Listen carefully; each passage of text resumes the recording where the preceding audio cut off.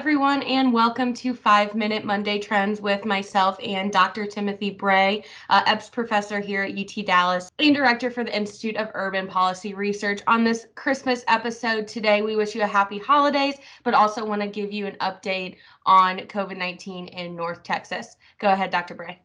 Good morning, Dani. Thanks. And as always, we have a mixed story.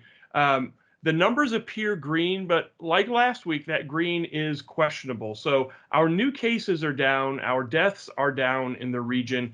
Active cases are up.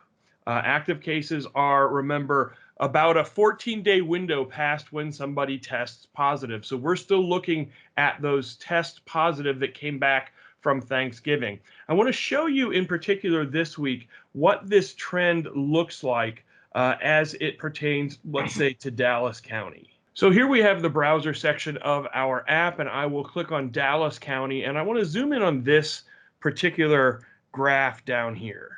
So this shows us the number of new cases in a 7-day average. And I want you to notice that we had this spike where we went from, on December 9th, about 359 new cases averaged over the last 7 days, to 920 by the 10th, peaking at 900 and almost 1,000 by the 12th, and then dropping back down. And then our trend picks up. Now, what I would suggest is going on here is this is the big wave that we saw from Thanksgiving.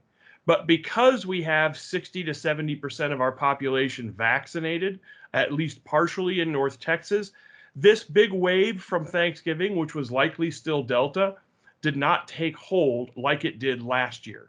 But we see this number continuing to creep up. I think that's where we're starting to see the presence of Omicron in the region. Now, officially, we saw it last week, but as we'll talk about in a moment, the process by which we find these things is a little bit more complex than most people think. So continued caution, especially as we go into the Christmas holidays. Let's continue to mask, continue to wash our hands, get with our healthcare practitioners about what the best vaccine options are for us, because that's really what is knocking these numbers down.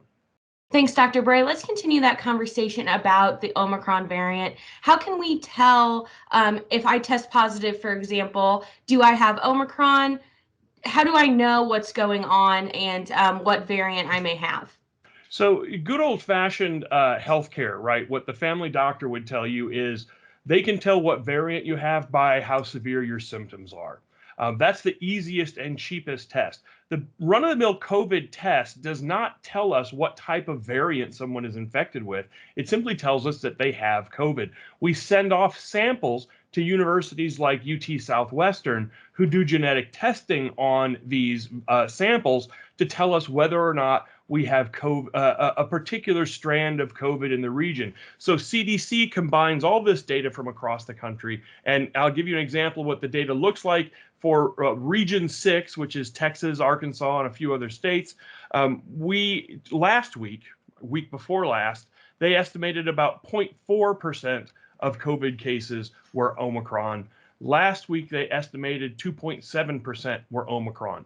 But because we sample so few cases, they think that number is actually somewhere between 0% and 20%, right? So that's what we need to get, is that when we say it's present in the community, that's really all we can say, is that it's out there. We really can't speak with a degree of certainty that you have Omicron, but you over here, you have Delta. Right. So, bear that with a grain of salt. I think for most people who are afflicted with the disease, you're going to know from your symptoms. If your symptoms are weaker, if you tend to just maybe feel a general malaise, you don't have a fever, you have what you might think of as a bad flu, that's probably what you're looking at as an Omicron infection.